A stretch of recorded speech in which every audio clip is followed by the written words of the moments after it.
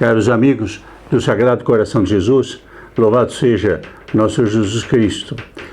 No dia de hoje, eu lhe convido a ouvir a maravilhosa história de Santa Margarida Maria Alacoque, que teve a graça extraordinária de ter visões e visões durante vários anos, visões de nosso Senhor Jesus Cristo. E foi ela especialmente chamada para tornar muito conhecida na França a devoção ao Sagrado Coração de Jesus. Mas antes de falar dela, eu queria convidar a você a participar do nosso canal, se você é novo no canal, você se inscreva, deixe o seu like se você gostou desse vídeo, faça com que os seus amigos também conheçam este programa. E meu nome é Atílio Faoro, eu gravo este vídeo diretamente da França, onde eu resido, para a campanha da Associação dos Devotos do Sagrado Coração de Jesus no Brasil. Então agora vamos à história maravilhosa de Santa Margarida Maria Alacoque. Santa Margarida Maria, ela viveu num século muito importante para a história da França e para a história do mundo. Eu quero localizar um pouco historicamente onde que ela nasceu. Ela nasceu na França, evidentemente, todo mundo sabe. Ela nasceu em 1647 e morreu em 1690 com apenas 43 anos. Veja, 43 anos é um tempo muito curto na Terra. Mas ela também foi contemporânea de um outro grande santo, 1673 e 1716, que foi São Luís Maria Grignon de Montfort, o grande apóstolo da devoção ao Sagrado a Nossa Senhora, segundo e promotor da consagração a Nossa Senhora, segundo o método de consagração como escravo nas mãos de Maria, escravo de Jesus nas mãos de Maria. É o método conhecido pela escravidão a Nossa Senhora. Então esses dois santos vieram mais ou menos assim 100 anos antes da Revolução Francesa.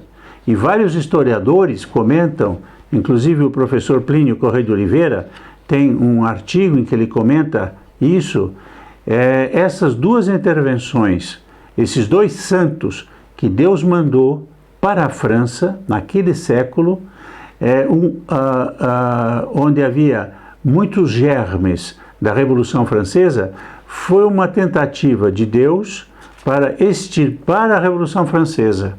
E se tivesse havido correspondência à mensagem de Santa Margarida Maria, a pregação de São Luís Grignon de Montfort, a França poderia ter uma conversão e a Revolução Francesa poderia não ter se realizado. E naquele tempo, quer dizer, no século XVII, século XVIII, a França estava no auge da sua influência no mundo. Então era o país chave de tudo o que ia se passar no mundo. E tanto foi assim para o mal, porque a Revolução Francesa levou os erros da impiedade e da imoralidade e do ódio à Igreja para o mundo inteiro, e que deu depois no comunismo, porque o comunismo é fruto da Revolução Francesa. Tudo isso poderia ter sido evitado se o povo francês e as elites francesas, começando pelo rei, tivesse obedecido, seguido, acatado as mensagens do Sagrado Coração de Jesus. Eu lembro apenas uma coisa: Santa Margarida mandou mensagens ao rei, dizendo que o rei devia colocar na bandeira da França o Sagrado Coração de Jesus e consagrar a França ao Coração de Jesus. Luís XIV era o rei nessa época.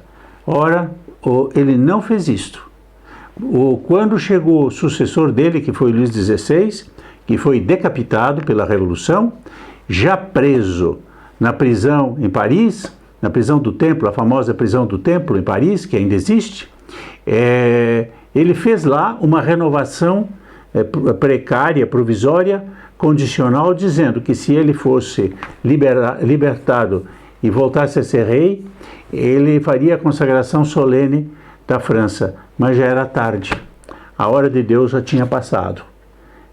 Então veio a Revolução Francesa, veio o derramamento de sangue, veio o comunismo depois, vieram todos os erros seguidos da Revolução Francesa. E aqui me chama a atenção uma coisa desde logo.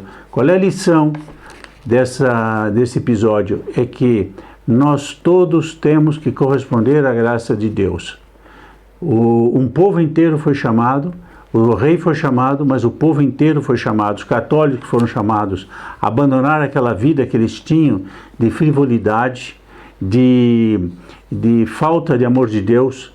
Foi um período muito decadente na França, e que São Luís Guignon de Montfort, do seu lado, ele foi apóstolo da devoção à Nossa Senhora, e ele foi excomungado.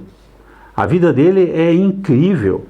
Ele foi excomungado em várias dioceses da França, não podia falar, não podia fazer pregação, ele era missionário. E ele conseguiu depois uma autorização do Papa para fazer missões, mas foi excomungado por vários bispos. Então vejam como era a coisa. Até bispos excomungavam um santo como este. E deu na Revolução Francesa, que acabou com o antigo regime, e deu que hoje nós estamos sofrendo, no fundo, desses erros que vêm da Revolução Francesa, nas crises que estamos sentindo no nosso querido Brasil e no mundo inteiro. Na perseguição aos católicos estamos sentindo. Então, é muito importante essa primeira lição. Quando a gente pensa na obrigação que nós temos de corresponder à graça, a gente sempre pensa, os outros devem corresponder, eu não preciso corresponder. Não. Existe uma palavra da Escritura, que é muito bonita, que diz o seguinte: se hoje ouvirdes a minha voz, não endureçais os vossos corações. O povo francês, no século XVII, XVIII, falando do século XVII e XVIII, porque foi esse período em que os dois santos viveram, São Luís Guignon, eu não sei se eu disse, ele foi em 1673 e morreu em 1716. E esses dois santos poderiam ter sido ouvidos e não foram, porque o povo estava, e as elites, quer dizer, as classes dirigentes, o rei, a nobreza, estavam também endurecidas, e depois se perdeu tudo, né? Eles mesmos perderam tudo. Então nós temos que a história é feita da correspondência dos homens. Essa é a grande lição que nos dá Santa Catarina. Agora vamos contar um pouco como ela correspondeu à graça. Ela tem três coisas que eu quero contar da vida dela. Primeiro, se você está me ouvindo e aconteceu na sua vida de ter perdido seus pais, quando moço, quando criança, peça a Santa Margarida Maria que ela lhe ajude, porque ela é a protetora dos órfãos, pelo fato de que ela perdeu o pai dela quando era muito menina. Então isso foi um golpe tremendo para a vida dela, e por isso a igreja celebra ela como a protetora dos órfãos. E aliás, a festa dela, eu queria dizer também que a festa de Santa Margarida Maria é celebrada pela igreja no dia 16 de outubro. Na realidade, ela morreu dia 17. A tradição da igreja é celebrar a festa no dia do santo, da morte do santo. Por que da morte? Porque é quando o santo entra na eternidade. E quando entra na glória eterna, ele entra no céu. Então, a plenitude da vida dele se realiza o dia que ele entra no céu. Mas no caso de Santa Margarida Maria, aconteceu que no dia 17 já tinha um grande santo no calendário, que era Santo Inácio de Antioquia. Então a igreja antecipou a festa dela para o dia 16. De maneira que, na realidade, A festa é 16 e 17, né? 16 para a igreja, 17 pelo dia que ela entrou no céu. É uma primeira coisa que eu queria lembrar. Que ela é padroeira dos órfãos e que entrou no céu no 17 de outubro. Segunda coisa que é muito interessante, eu falei de São Luís Grignion de Montfort, falei da consagração como escravo a Nossa Senhora, e por uma graça especial de Deus, ainda não era conhecida no tempo dela a devoção que São Luís Grignion pregava de consagração como escravo a Nossa Senhora. Mas ela teve uma graça especial para fazer a consagração como escravo. Interessante isso, não é?